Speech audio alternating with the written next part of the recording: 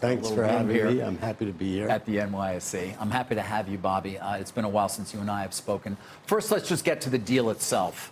Some shareholders, unhappy with accepting 99 cents and an additional dividend and a potentially higher termination fee should this deal fall apart after August 29th. What do you tell them as to why these are acceptable terms? 98% of our shareholders approved this transaction. So our shareholders are overwhelmingly positive about the details of the terms. I think the short extension, we got significant consideration. I think the termination fee may be one of the largest in history. We've got an improvement in commercial terms. We're paying a 99-cent dividend. So I think the shareholders, my view is that this is a great deal for shareholders. You didn't think you were in a position to potentially extract a little bit of compensation from Microsoft?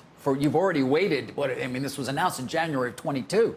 Well, we extracted a significant amount of additional value. If this deal isn't going to close, we're going to pay a dividend. So, from my perspective, I think shareholders, what I've heard is shareholders are overwhelmingly enthusiastic about this transaction. Are you overwhelmingly enthusiastic about it? I think given how competitive the landscape has become, how difficult it is to attract the kind of talent in AI and machine learning that we see is necessary, and especially now as you're starting to see the pace of the use of AI and machine learning change, that this is a great transaction for our shareholders, for our company, and so I'm very excited about it. We're waiting for the UK, as we have been for some time. The dynamics seem to shift markedly, really, over just the last few weeks. What are your expectations when it comes to what is left to do there to get the approval of the CMA?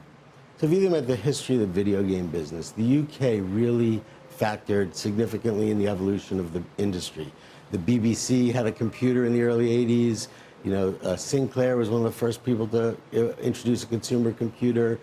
There's a really exceptional amount of talent in animation, in art, in game design.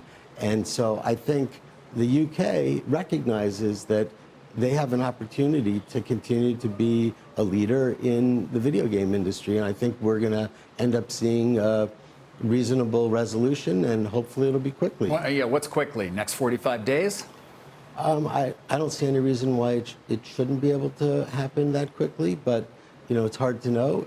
It's government, it's the summer, but I think that there's a good faith effort to work through all the issues and the opportunities, and I think that we'll come to a quick resolution. Was there a point at which, as much of the market was at least, that you were particularly negative given the initial opposition, strong opposition of the CMA when they came out with their interim decision, that you thought this was just not going to happen?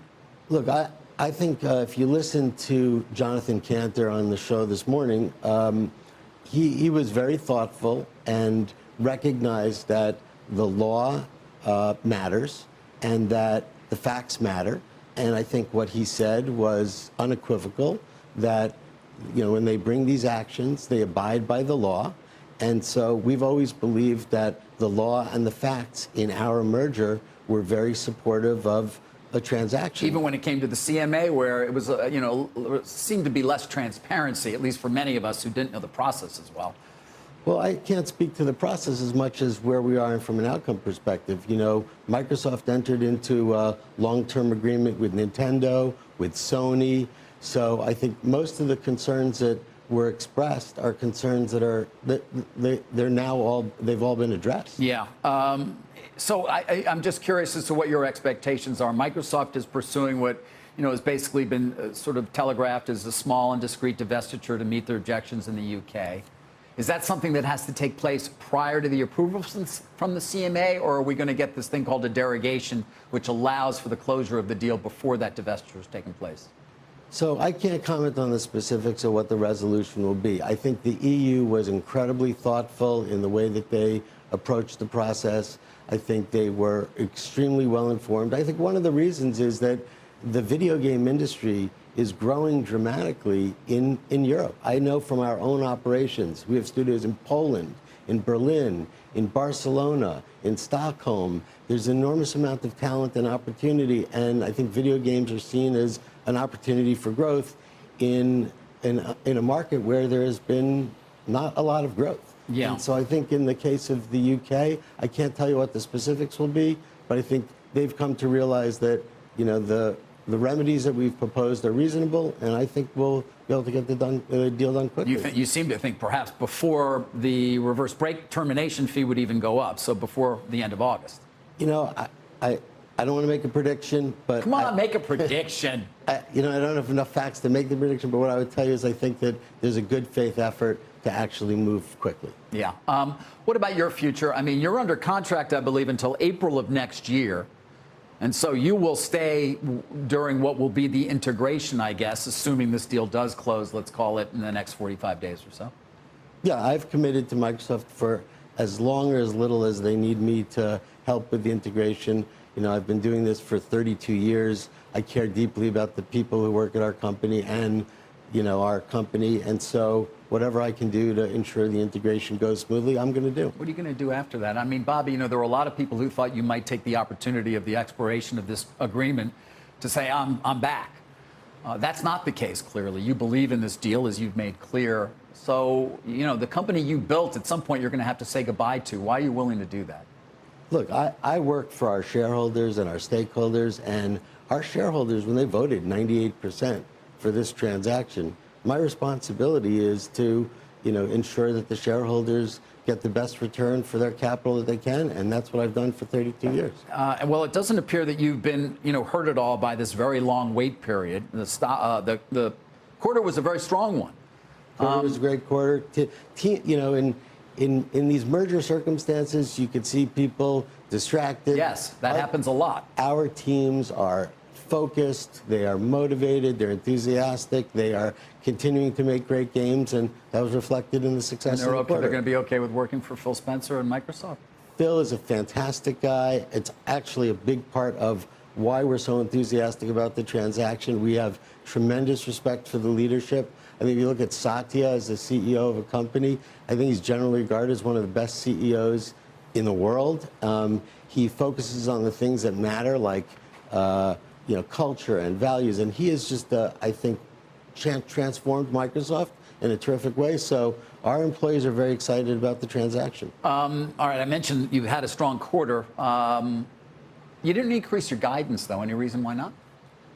We think there's a lot of economic uncertainty, and I think you've heard the Fed say that they are focused on a 2% inflation rate next year.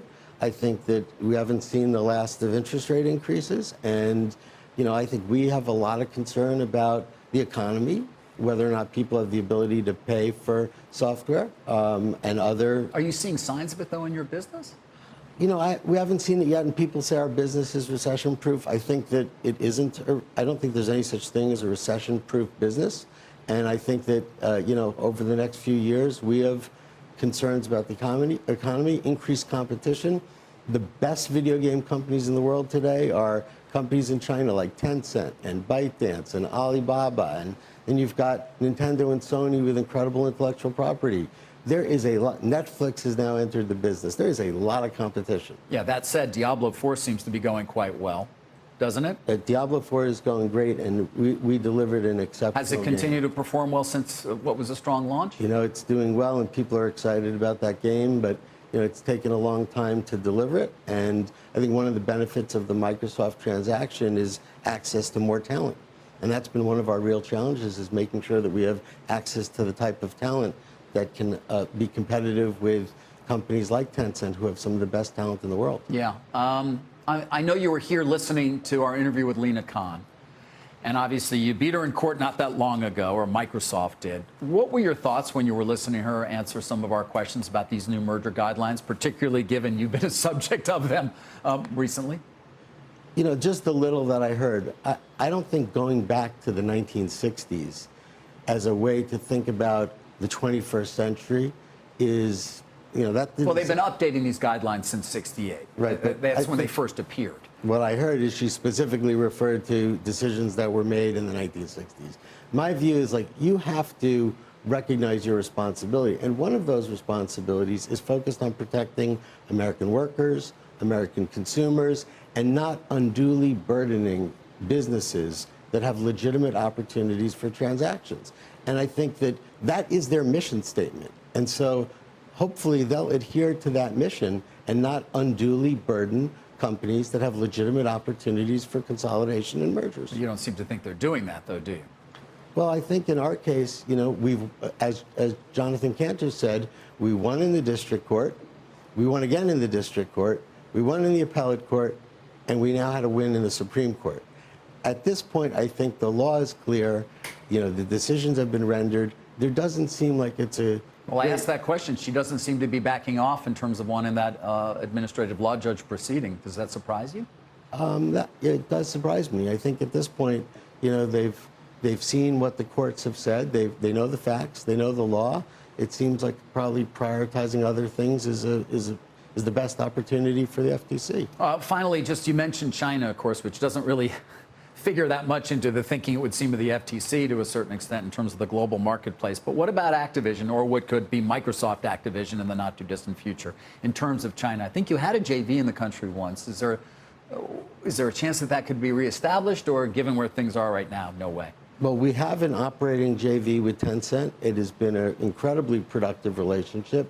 You know, they are an exceptional company. They're the world's largest video game company now, and great management, great talent, you know, ability to build franchises. They've been a great partner.